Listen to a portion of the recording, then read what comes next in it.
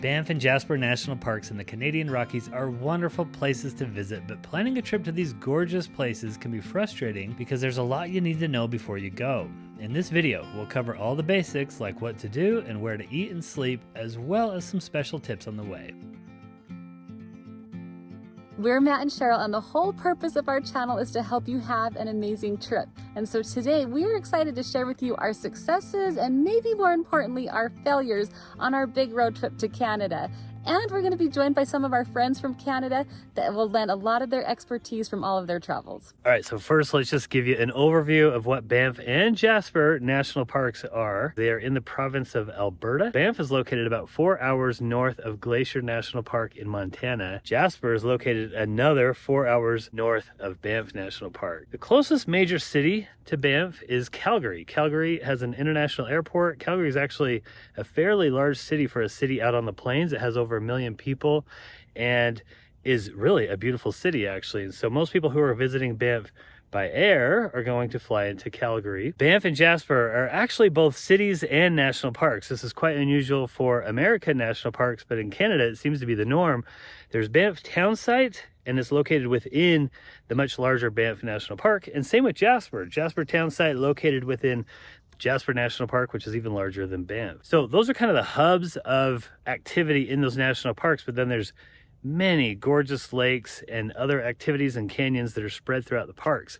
One of the most famous sites in Banff is Lake Louise, which is about an hour north of Banff Town Site.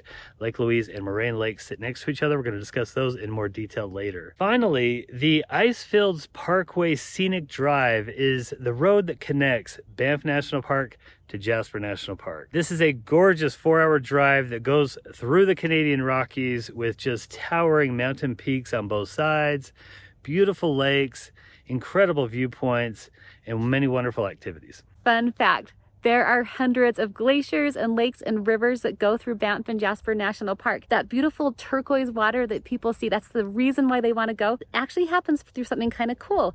When glaciers slide down the mountain, it grinds the dirt and rock and sediments up to this really fine powder, and it floats along the water. And when the water shines on it, it creates that beautiful turquoise color. All right, now let's talk about the things to do in Banff and Jasper National Parks. We'll talk about some nuts and bolts a little bit later, but first thing to do when you visit Banff and Jasper is just to see the incredible Canadian Rockies.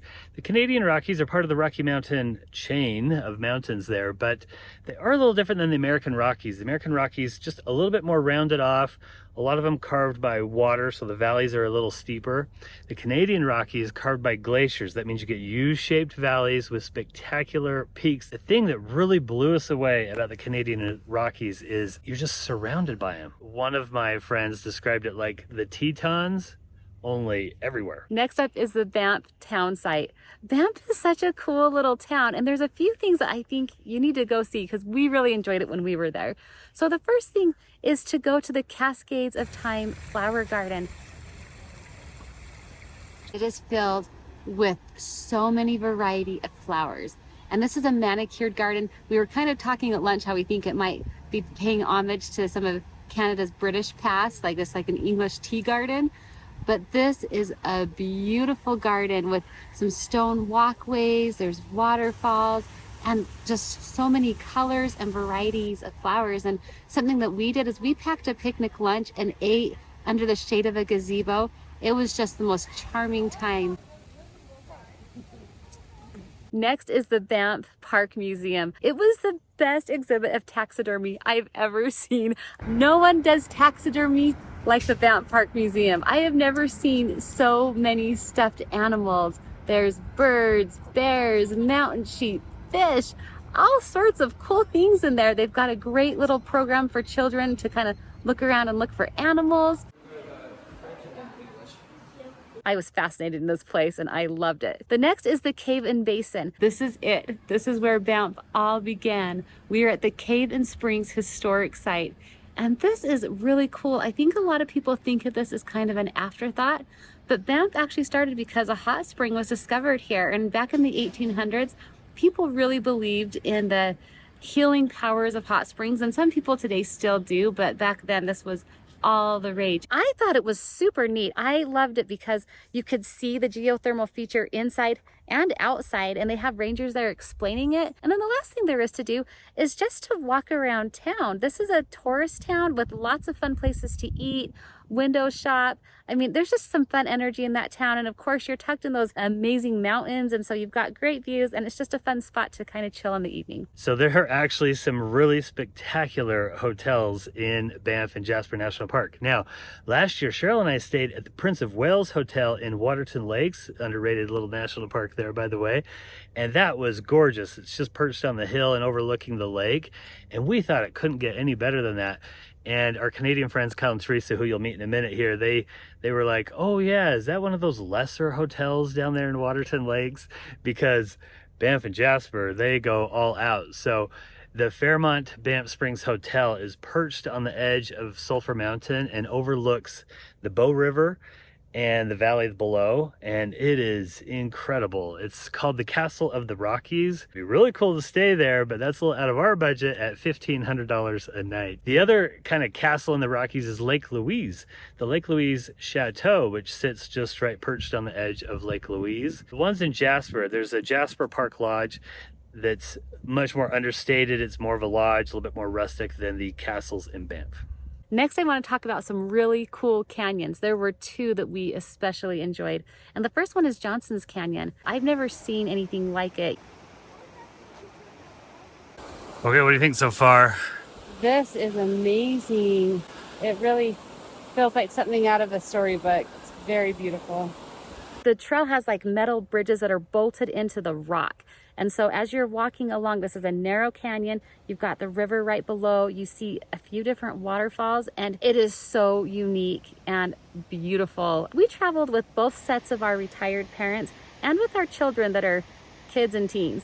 And this was a hike that my parents especially enjoyed. So it's definitely a doable hike. We also enjoyed Moline Canyon in Jasper National Park. We got to go hike through there, and there were several different waterfall gorges area. There were like 5 or 6 of them as you're hiking through there. What we saw was fantastic, and we didn't really have to hike that far. There are 6 bridges that cross over this cool little gorge here that give you a bird's eye view straight down into the canyon. You can see all the interesting formations there. All right, up next is Scenic Drives. And the first one is the Icefields Parkway. So I mentioned this earlier. This connects Banff to Jasper National Park. It's about a 4-hour, 3.5 to 4 hour drive of just driving time. Along the way, we did stop at the Colombian Icefield Adventure, which we'll talk about in a moment here. But again, several lakes and waterfalls. The next scenic drive is Moline Canyon. This is in Jasper National Park, well known for having wildlife, and we sure saw one of the biggest elk we've ever seen just right there on the side of the road. That was really cool. And then you get down to the end to Moline Lake, where you can take a boat cruise. Finally, we did a pretty cool drive outside of the national park called Kananaskis, just towering mountains. I mean, it was actually probably not very far behind the Icefields Parkway. It was really a spectacular drive. Lastly are the lakes. This is probably why you're thinking about visiting these parks. The lakes are incredible with that turquoise color. And so, of course, the star of the show is Lake Louise. Right next to it is Moraine Lake. But you've also got Moline Lake, Lake Minnewanka. There's just several lakes. And the nice thing about the lakes around here is that you can get on them. You can get a canoe or a paddleboard, and you can go out and enjoy these. And renting a canoe at Lake Louise is $155 an hour. It's not as expensive other places, and I think that's craziness, but I also am not one to laugh at other people's dreams. And honestly, when we were on the shores of Lake Louise looking at those people on those red canoes, it was pretty magical. And my guess is the people that waited in that big line and paid that amount probably would say it was worth it. The Canadian parks provide several ways for you to spend your money when you visit their parks. And we spent plenty of money when we visited. So we did some very fun activities we want to share with you. So the first thing is the Banff Gondola.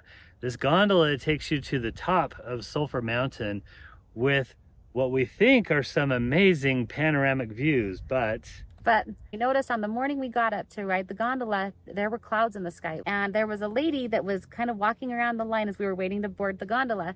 And she did tell me, she's like, you can reschedule if you want. But being the optimists that we are, we're like, well, maybe we'll still get some great views up top. Maybe the clouds will separate, who knows.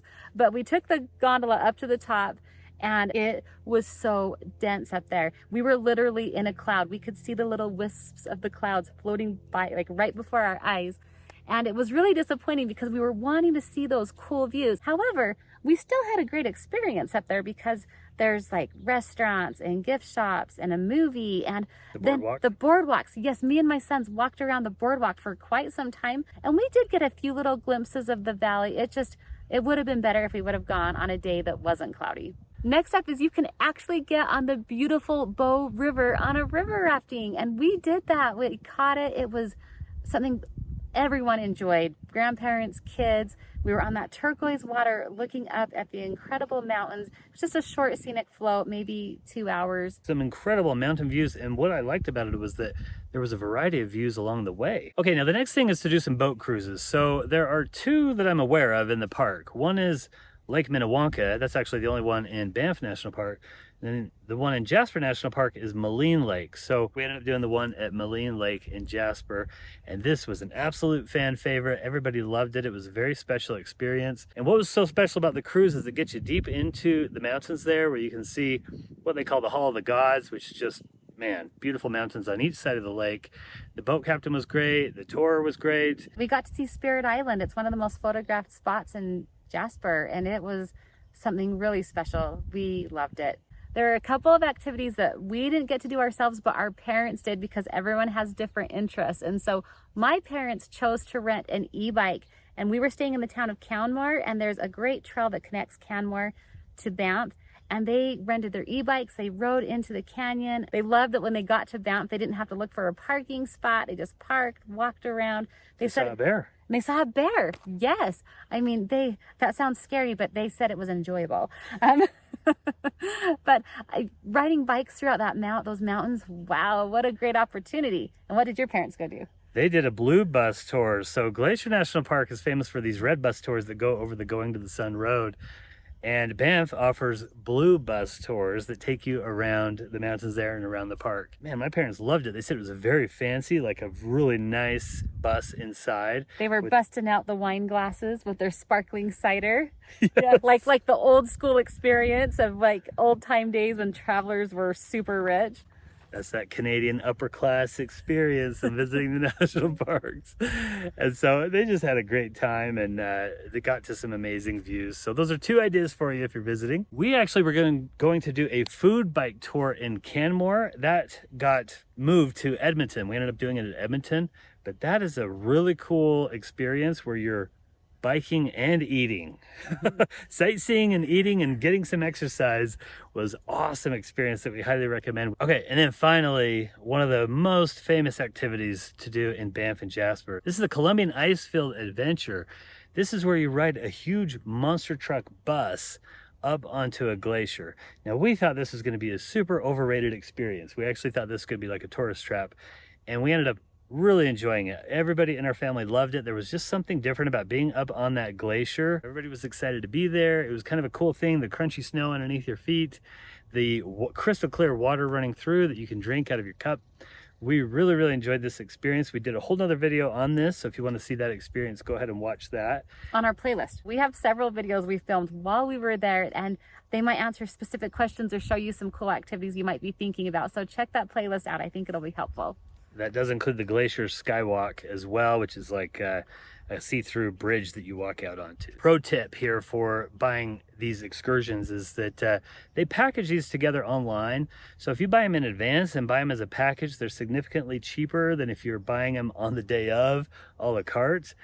We noticed the prices were quite a bit there when you just show up and pay for it there. So try to avoid that if you can. Let's talk about lodging now. So the most logical place for a lot of us to stay is just within the town of Banff. And even so, that lodging is pretty expensive, but there are plenty of hotels to choose from. Another option besides staying within Banff, and what my family chose to do, is we stayed 20 minutes outside of town in Canmore. Canmore is another beautiful mountain town. We also have those wonderful mountains surrounding us in Canmore without a lot of the hustle and bustle of Banff. And our lodging was cheaper. And so we were pretty excited to find something that was a little more affordable. But I do want to say lodging was not cheap. I think even just for a single-ish room was around $300 a night. And for our family, of course, it was more. Now, as far as Jasper, once again, Jasper, the national park, and then the Jasper town site. We stayed within the Jasper town site, and our lodging was even more expensive in Jasper. It's just a small town, and so there's not a ton of options, and so I think they can kind of charge what they want because of the supply and demand issue there. But I do think a tip is if you book earlier, you'll have more choices of places to stay. And then we also did notice there were some limited places to stay between Banff and Jasper in the Johnston's Canyon area. They were kind of tiny little things, but there also was some options to stay there. Fun fact, Banff was established as a tourist city from the beginning. So once they discovered those springs, they ended up building a town around it to support the tourism that was going to come. While all the other villages or towns around nearby, including Canmore and Jasper, those were mining towns from the get-go. And now today they've been converted over to tourist towns, but they still are more of a kind of working, livable towns with a little bit more down-to-earth feel. A much more affordable lodging option, and one that actually looks super amazing, is to camp within Banff National Park. Now, that is not something that we have done, and so we are going to turn the time over to some local experts, Kyle and Teresa, who run the Mountain Town Ramblers podcast. They travel into Banff once a month, and they've got some stuff to teach you about camping. Hi, we're the Mountain Town Ramblers. I'm Teresa. And I'm Kyle. And we're here to give you some tips if you're planning an upcoming trip camping in Banff National Park. A few things you may want to be aware of is that it's really pertinent that you book your campgrounds sites in advance. You do need to have a national park entry pass if you are camping, and you need to have a permit if you plan on camping in the national parks. Roadside camping, sleeping in your car in a pullout or a day use area is not permitted in Canadian National Parks, so it's really important that you plan in advance. For Parks Canada website is where you would reserve your sites. They're open mid-January for booking for your summer trips. Most campgrounds are closed between October and April. There are 14 campgrounds available with over 2,400 sites to book. So get on your reservations. One thing, if you are coming from the States or outside of Alberta and you do not have any equipment for camping, there are equipped sites available, and there's even glamping for those who don't want to sleep on the ground. A lot of these campsites do have service sites that can accommodate RVs even more than 35 foot long. Right. So go to the parkscanada.ca website. It's beautiful. You can search exactly what you're looking for. It'll tell you what websites you want to do, and it'll give you all the options for all the types of camping you want to do.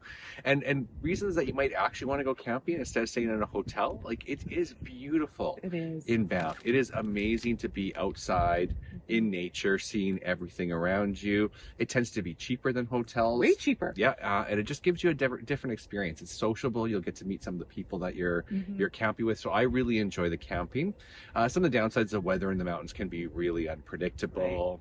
Right. Sometimes it's loud and noisy, and it's a little bit of work. Camping. There's effort. It's some effort there, right? So we love it though. So we definitely think you should consider it. One thing for sure though, be wildlife aware. Right. You are staying and sleeping in a wildlife habitat. There's a couple of hints that you want to have here. Number one, your campsite should be immaculately clean at all times. No food lying around. When you're preparing food, no problem. But when you are done, it is in a hard-sided vehicle, locked up. Keep all of your scented materials locked up, and make sure your site is beautifully clean. And this is actually one that people don't know very often, but that gray water where you wash your dishes and you have that dirty water, it needs to be disposed of in the sandy dumps area or in a designated sink. If you just kind of throw that in the bushes, that is going to attract not only bears, cougars, wolves, coyotes, all those kind of things. So be safe when you're in the mountains. There's lots of wildlife, and you kind of want to see those things, but you don't want to see them in your campsite. No, those are good tips. Well, thank you, Teresa. So book in advance and be very aware of wildlife. Yeah, awesome. Yeah, good job. Happy camping.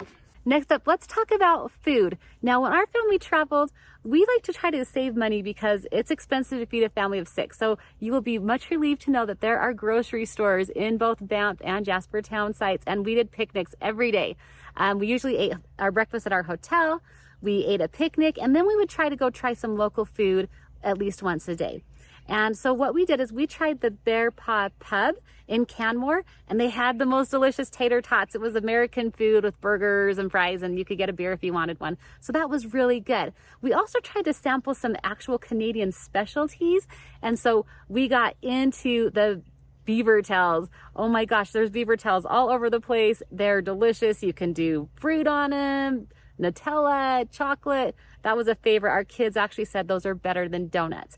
The other Canadian specialty we tried that we were not big fans of was poutine. That's like French fries with gravy and cheese curds on it. I mean, it doesn't sound like you could go wrong with that combination. And we tried it at several locations. And I have to say, after trying it 3 or 4 times, it's a thumbs down for this American girl. One other thing that Canadians are famous for is their maple syrup. And so we got on a major waffle kick. We went to the Waffle House in Jasper by Moline Lake and we loved it. And then we also tried the Wafflato on the main street in Jasper, and they had some savory waffles and some sweet ones. They were all delicious. We totally got into our waffles. But one of our very favorite things we did was a little special excursion we want to show you about in this quick little clip. We did the barbecue cookout with Banff trail riders. I originally wanted to do a horseback ride through the Spray River, but this was the better option for our family. This is the only barbecue cookout in Banff National Park. We met at one of their corrals where they gave us a brief introduction.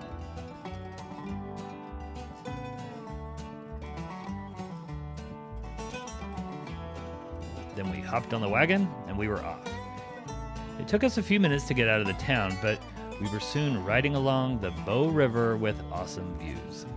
Almost the entire ride is on a paved surface, which was nice for some in our group who would have had trouble breathing if dust was getting kicked up. Saskatchewan, it changes to the Saskatchewan River. Each wagon has 2 guides, one in front and one in back. Both spent most of the ride making us feel welcome, asking us questions and teaching us about the horses and the park. We arrived at the newly remodeled cookout site where they had a fire to keep us warm and games to keep us entertained while we waited for the steaks.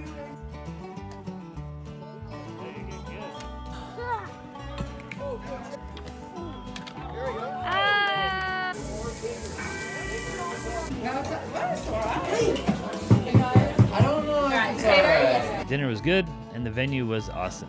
Everyone in our group really enjoyed this Western experience. Okay, I hope you enjoyed that little clip. Now, if you want to know more places to eat, check out our video all about where to eat in Banff and Glacier that we filmed with the Mountain Town Ramblers. All right, up next is how to get to Banff. Again, Calgary is the nearest city, so that is the main airport that people are going to fly into to visit Banff for the most part.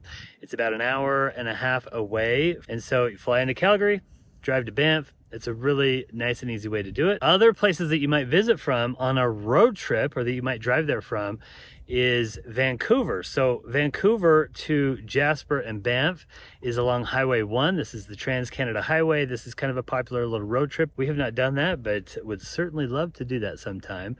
But I'll just share with you what we did, which is another probably common way that people might get there, and that is from Glacier National Park.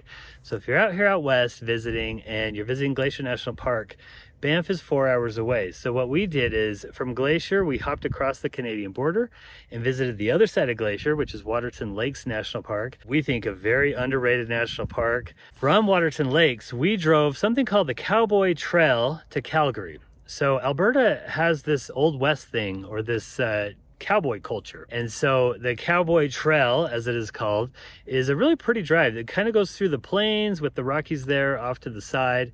And there are some ranches and some farms and things like that that you drive through. Pretty little ride. And then we spent a day in Calgary. Calgary is a very beautiful city, known as like the cleanest city in the world, and it actually really was beautiful. Our family loved it. We rode scooters around, we went to the Space Needle, and we did one of the most fun activities ever, which was the downhill karting at the Olympic Park. We rode these carts down the hill.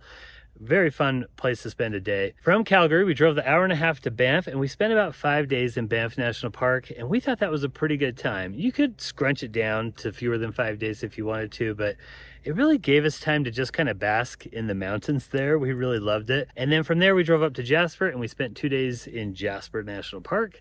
And then we drove over to Edmonton, which is 4 hours away from Jasper. And then we completed the loop by driving down to Calgary. We loved Edmonton. Edmonton is the capital of Alberta, but it is 4 hours away from Jasper, so we understand why you might cut that out of your itinerary. Okay, there is something else that you should know about, that you can take a train to Banff. So there are two trains actually, one called Via Rail, which is more of like a public, it's more of a commuter train, but still probably offers beautiful rides. And then there's one called the Rocky Mountaineer, which is catered towards tourists, kind of a more of an upper end experience. They only travel during the day so that you can see the beautiful mountains, and it goes from Vancouver to Banff. That would be amazing, something we would love to do someday. And finally, something you should know about Banff is the park passes. So you can buy these park passes online ahead of time, and we would highly recommend doing so. And you need to buy it in advance enough to where they can ship that pass to you so that you have it when you travel there. Now, if you don't buy it in advance far enough and you just have your receipt, that will work. But the thing is, it was really nice just to have that pass that we could hang in our window. Banff is a little different from the other national parks we've seen, in where there is a booth to pay your fee as you enter, but there's actually, the highway goes right by the booth. So if you have your park pass, you can just fly by on the highway. Nobody's actually checking your pass as you enter the park. Well, instead, what they'll do is, if you don't have your pass hanging in your car, they will give you tickets. And we were at Johnston Canyon, and we saw the worker giving plenty of people tickets in the parking lot there. So that's a little different. In the U.S. national parks, they don't do that. They don't give you tickets for not having that hanging in your car, but they do in Banff. Next, we wanted to talk to you about some things specific for Americans visiting Canada and some things we learned. So the first thing that I was very concerned about before we visited was money. I was really concerned about having Canadian cash on me, but I discovered that on our trip, everywhere I went took my credit card. I really did not need to get out Canadian money ever, maybe once in a while to give someone a tip, but my credit card was sufficient, and I had one that doesn't have foreign transaction fees, so make sure that yours doesn't have that. Next up is just converting the American dollar to Canadian. At this time, the American dollar is worth about 30% more than the Canadian, and so just keep that in mind when you look at those kind of high prices in Canada, that it's actually less than you think when it converts over to American money. And the last little tip is that if you do pay for cash with American money, they're going to give you back cash in Canadian, and you'll probably lose a little bit of your buying power when you do that. So really, our recommendation, what we found easiest, was to just use our credit card. Okay, let's talk about driving in Canada now. Really, driving in Canada is virtually no different than driving in America. They drive on the right-hand side of the road. You can turn right on stoplights, and everything's pretty much the same, but you need to be aware that the speed limit is in kilometers. So I remember learning this as a young man when I drove to Toronto once. I didn't realize they were kilometers at first. I thought I'd misjudged how far away I was from Toronto, and then suddenly I was just clicking off the miles so fast, but they were actually kilometers. So just be aware that when you get over there, you are now in kilometer country. And generally the speed limits are kind of slow. We thought they were really slow compared to some of these wide open states in the West like Montana, where you can pretty much go any speed limit you want. Finally, if you're crossing the border, make sure to give yourself a little bit extra time, because you just never know how long it's going to take those Border Patrol agents to let people through. We did get stuck in line for about an hour, and we passed the time by having some fun pulling up the Google Maps reviews of the Border Patrol there. That was pretty funny. People leaving reviews of the Border Patrol office on the border. Yeah. That was pretty funny. People were not fans of Wyatt, I guess. We did get our oranges taken. We had to throw away our oranges, so be aware that you're going into another country. Finally, we have a secret pro tip here for you. So Canadians are known for apologizing profusely. They're just always apologizing, even when it's not their fault. They're apologizing over things. Out of my way. Oh, I'm so sorry. Excuse me. Excuse me. Out of my way. Out of my way. I'm sorry. Out of my way. Out of my way. Be so clumsy. And we did notice this being a thing. So I had an experience. I was at Fort Edmonton, and I was pushing my mom in a wheelchair along the sidewalk, and somebody was just standing right in the way on the sidewalk. It wasn't a big deal. It didn't bother me. I just slowed down. She ended up moving off to the side, and she apologized for standing in the way. I said, that's okay, it's no big deal. And I kept pushing my mother on by. But I don't think she heard me say this, because right after I got past her, I heard her yelling something at me from behind, like she was really grouchy at me. Something we learned is they kind of expected to say I'm sorry. So it's just kind of a polite thing there. Okay, up next, let's talk about how to get around Banff and Jasper National Parks. Well, for most people, you're going to be driving a vehicle. And so that's what we did. We drove our car actually on a big road trip from home here in Utah. We had to deal with driving and parking and things like that. So for us, we just tried to strategically park. So if you get there early, of course, you're going to have a better chance of getting a parking spot. And then like the first day we spent in Banff, we parked in one spot and then spent the rest of the time walking around to some of the nearby sites. So see what you can do to kind of reduce the need to park in different places throughout the day where the parking lots might fill up. The other thing is they have a very robust shuttle system there. We really didn't use it almost at all because with a family of 6, it was actually cheaper to just drive and park in different places. But they do have a really robust shuttle system. So if Cheryl and I ever visit there without our kids, we probably would use that quite a bit more. And it goes to really all the main places in the park that you would need. So consider looking into that. And then finally, we did take a shuttle to Lake Louise, which we will talk about here in just a moment. The pro tip here is if you have a gondola ticket, so if you're going to ride that Banff gondola to the top of Sulphur Mountain there and you have a ticket, that actually works for a free shuttle ride from downtown. So you can still park in the parking lot downtown and take the shuttle over to the gondola and then take the gondola to the top of the mountain. And I have a second pro tip for you here is that the parking garages around Banff are actually all like on some sort of electronic, they know how many spots are filled up in the parking garages and in the parking lots. And they post those numbers actually on the outside of the garage and online. So you can be checking online to see which parking lots are open when you're needing a parking spot. Now let's talk about one of the most popular sites in Banff National Park, and that is Lake Louise. And we want to just share with you our experience of visiting Lake Louise because the situation around Lake Louise is kind of changing every year on parking and shuttles and how to get there and all this stuff. And so we just want to share with you our experience. Who knows if it'll change a little bit next year, but there are a few things you could probably learn from what we did. So first of all, I checked in January to get shuttle tickets. They were still kind of figuring out their system and what they were going to do for the new year. I did not check again in the spring, which was my first mistake. We ended up visiting in the summer and I didn't really check again for the shuttle tickets until the summer. By then, most of them were booked up. So the way they worked there is you can take a shuttle right from Banff town site about an hour north to Lake Louise and it'll drop you off there and bring you back. Or you can park at Lake Louise, but that parking lot fills up probably around 6:30 in the morning, very, very early. And so I didn't want to chance that with my family because then if we didn't get a parking spot, then we were kind of out of luck. They do have an in-between thing. So they have like an overflow parking that is near Lake Louise, but to get from there to Lake Louise is a few miles and you would need to take a shuttle to get there. And you need a reservation for that shuttle. So if you're gonna do the shuttle from the overflow parking or if you're gonna do the shuttle from the town of Banff, you're going to need a reservation. And the shuttles are run by 2 different companies. So the whole thing is really quite confusing. So you do need to do your homework before you go as to what option you're going to want to do. In our case, we checked a little late, so there was no overflow shuttle going. So we ended up getting the shuttle that leaves from Banff town site an hour north of Lake Louise.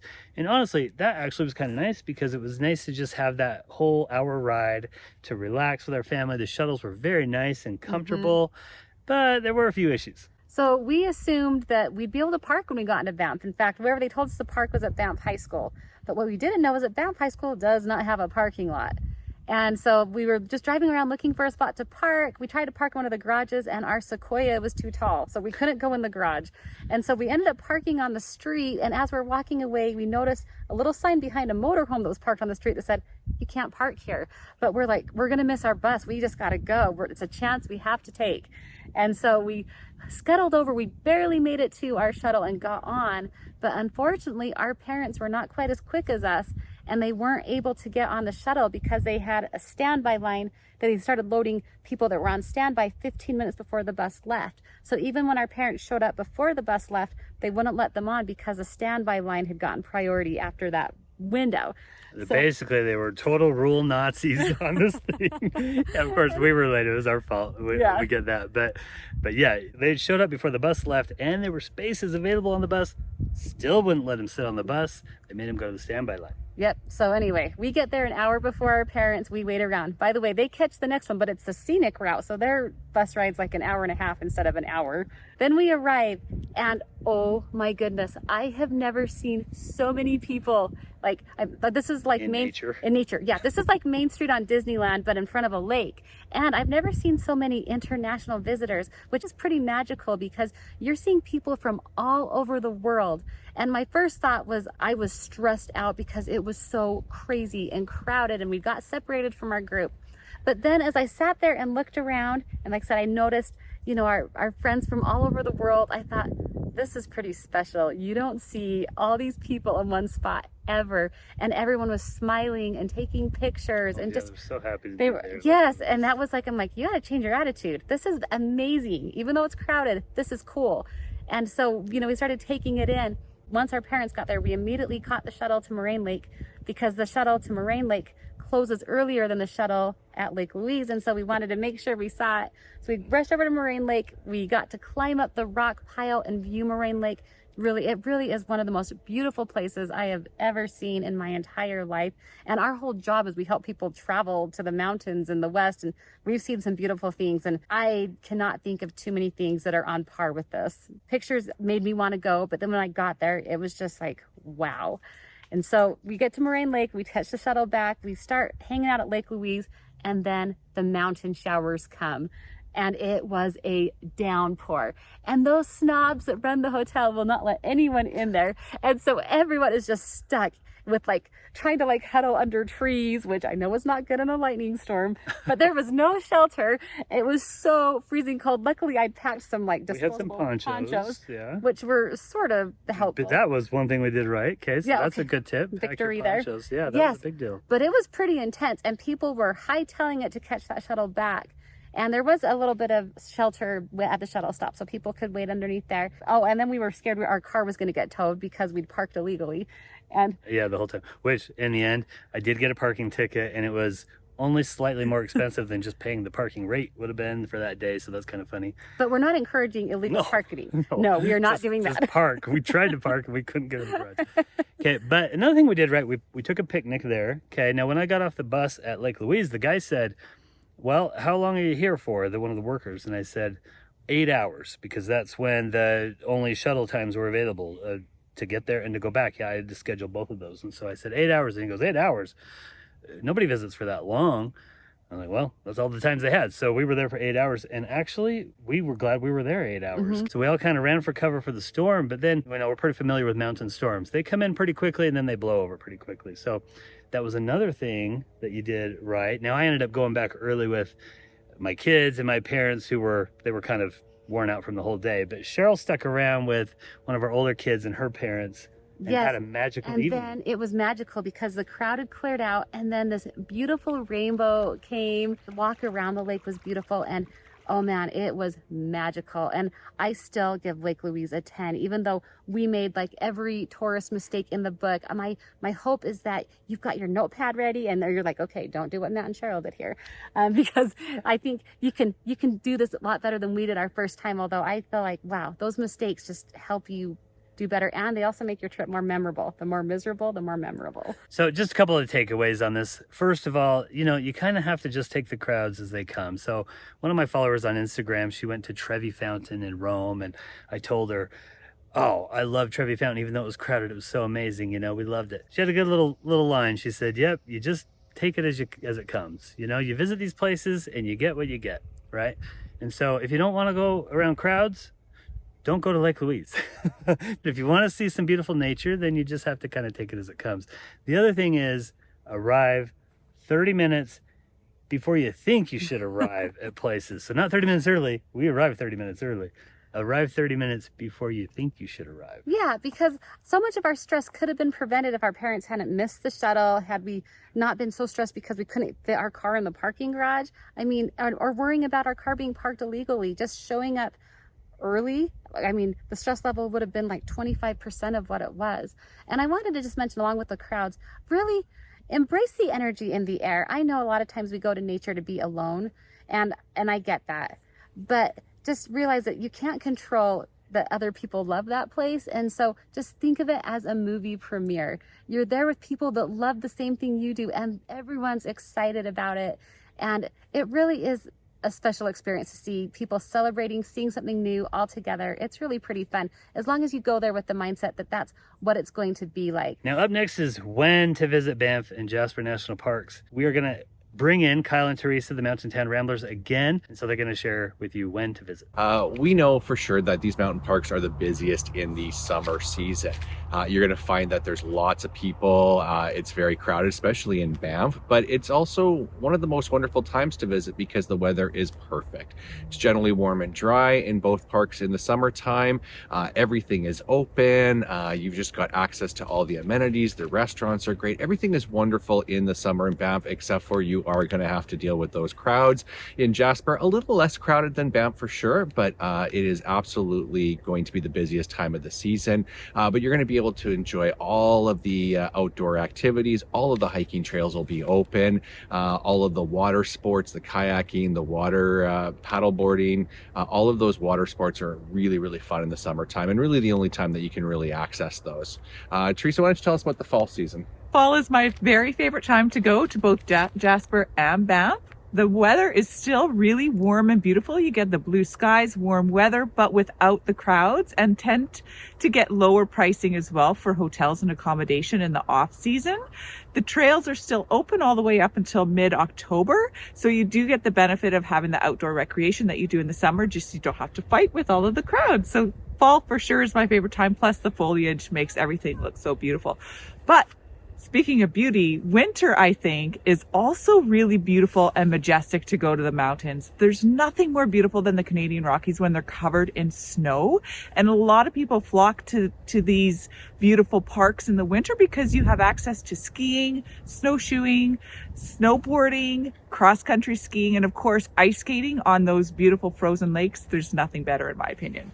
Christmas time in Banff is pretty magical. So why don't you tell us some of the amazing things that we have done in Christmas, or around the Christmas season in Banff? Well, the town site's decorated so beautifully. There's a lot of lights. There's some art exhibits called the Spirit of Christmas that you could go outside, wander around. You're walking in a Hallmark movie. It's so beautiful. But there's a hot chocolate trail.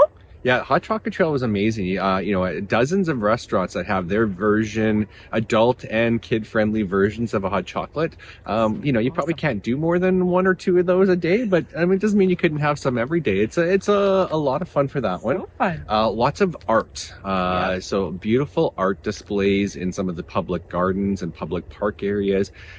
Open fires that they have going. It's just amazing. Horse-drawn carriages. Oh, yes. Amazing. Oh my gosh. There's so many beautiful, very romantic things to do and family-friendly things to do in Banff. I don't think also the Christmas market as well. The Christmas market. It's the biggest Christmas market store in Canada. But also the craft market that they have once per year that you could go to and do your Christmas shopping ahead of time. That is a wonderful thing to do in there. So if you're looking for a winter activity, I know coming to the cold Canadian Rockies doesn't seem like the most wintry thing to do, but honestly, Christmas in Banff is a lot of fun, and it's a quiet time in Banff too. We love Christmas in Banff. Yeah. Okay, and then the final season, spring. It's kind of an odd one for the Alberta National Parks here. In April, it's still ski season. You can still be skiing in April, and it can still be cold and full of snow.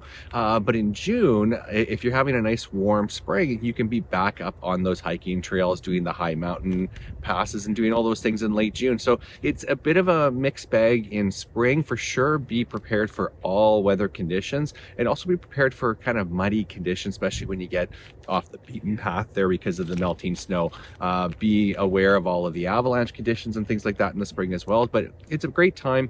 You're going to spend some time outside, but you're going to have to really play it by ear and depending on what the season brings you for sure. That's right. Be prepared. Look at the weather conditions. But essentially, there's no wrong time to go to Banff or Jasper. They're beautiful all year round. Matt and I started our YouTube channel back in 2020 to help people have amazing trips to the Rockies. And since then, we've had 7.5 million views, and we've sold over 9,000 travel guides to the national parks that we visit so often. And one time we were on one of our trips to Glacier in the Waterton area. We were enjoying a nice lunch, talking about how wonderful Glacier was. And our waiter says, "Have you been to Banff?" And I went home and I started looking at pictures, and I saw Lake Louise, and I knew I had to go there, but I didn't have a clue where to even start. This is a 15-hour drive for my family. When I got there, I wanted to make sure I knew the best sites to go to, the most efficient way to do it. I didn't want to be stressed out driving around to the wrong locations, going to parking lots that were already full, wasting my time when it's so precious. I wanted to just have a really good game plan when we got there so that we could enjoy our vacation, see the best things, and relax at the same time too. So when we were going to Banff, we thought we need a travel guide for Banff. So we reached out to Kyle and Teresa. We found them online and said, hey, I know you guys are experts at visiting Banff and Jasper, and would you be interested in working a little project together? So they were. We spent a lot of time preparing this travel guide with Kyle and Teresa. We took all of their knowledge, we brought our guide writing skills, and we collaborated on this thing and made a guide that we were really, really proud of. Now, we had to go test out this guide, so we went there over the summer, and it was incredible. It gave us a wonderful vacation. We made plenty of mistakes. That's part of the learning process. Every year, we actually go to the national parks that we have guides for, so that we can make sure our game plan is still working for you. And we update those with things that need to be changed or corrected. And so based on some of the things we learned visiting there, we have incorporated those updates into the guide to give you the best knowledge for visiting these special national parks. What I love the most about it is we wake up with a plan. We know exactly what we're going to do. We see the best sites in the most efficient way, and then we have time to relax because we had a plan. Our Banff itinerary is so easy to follow. It breaks every day down by activities and things you're going to go see, including maps on how to get there, how long it will take you, and it even has check boxes throughout the guide that let you know if there's a reservation you need to make before you go on your trip. In addition to that, we have some overview pages that just give you the basic nuts and bolts you need to know about visiting that area. We also have road trip ideas of how to get to Banff National Park, some good efficient ways to do that. Also within each day, we give dining recommendations, so you're not trying to guess on where to eat or what food's going to be available. The last thing that our Banff itinerary includes are some money-saving tips. When you buy our guides to Banff and Jasper, you are going to see the very best spots at the best times. You're going to see Lake Louise, you're going to see Moline Canyon, you're going to go to Moraine Lake, the Bow River. You're going to do some fun activities like the gondola. There are so many amazing things you're going to see on your trip. All right, let's talk about what happens when you actually purchase the guide. So you go to our website, we'reintherockies.com, click on that link there that says guides, and you can download the Banff and Jasper guides. These are not mailed to you as paper copies. They are actually emailed to you immediately. So you can have these in your hands within the next 2 minutes here just by buying them on our website. Once they get emailed to you, you click on the file, it will open up a PDF document. From that point, you can either print it, which a lot of our customers do, and actually I do. I love paper. I love having that paper when I travel around, and I keep it in my pocket just like this the whole time. So you can either print it off like I do, or you can put it on your tablet or phone. Of course, you're going to need to get hotel reservations, and some of the activities, you'll need to get reservations for those as well. The big key here is you're going to know when to book those things because each day is already laid out for you on the itinerary. Now, once we got to the park there, again, I didn't have to spend hours and hours and hours planning out every day like I normally do with our vacations because it was already done for us with the guide. It's not so set in stone that you can't be flexible, but like one of my viewers recently emailed me and we were on the same page. He said, you know what? We love to have a plan so that we can be flexible, so we can make adjustments on the fly. We've really considered all sorts of scenarios where this itinerary will work. Like if you don't have 8 days or 5 days to do the trip, we offer suggestions on how to condense this down, also how to expand it. We offer some alternate activities that you can do in addition to the ones we recommend. We also recommend alternatives for longer hikes if going on a long hike isn't your thing. And we offer alternatives for things that cost money because we get it. Sometimes you are on a budget and you don't want to spend your life savings on a trip. So we offer those alternatives. Also with our guides, when you purchase them and create an account, you get free updates for 18 months. So if we go back to Banff and we have to tweak it a little bit because of the shuttle systems or whatever's going on, you get access to all of our updates for 18 months. And that is a lot of security right there. Another concern buyers often have is if they're older or traveling with younger kids. We want to assure you that our plan works for both. We did this trip with our parents that are over 70, and we traveled with our own children, and we of course have traveled with our children when they were toddlers. We offer alternatives if the preferred activity doesn't work for your travel group. So there's a lot of flexibility to make personal accommodations. Just to recap, when you buy the Banff and Jasper guides, you will get an email with a PDF file that you can download immediately. You can print that or put it on one of your devices. The guide will have daily plans for you to see the best of Banff and Jasper National Parks. It'll have money-saving recommendations, preparation section, and restaurant recommendations. If you have any problems whatsoever downloading the guide, you can email us and we will help you out within 1 business day. We have an assistant whose job it is to help you out. She will even get on the phone with you if necessary, or a Zoom call. I have done that with people before. We are here to help you out. We want you to have a great trip. So go to we'reintherockies.com right now to get those guides. Thank you so much for watching, and until next time, go west, young traveler.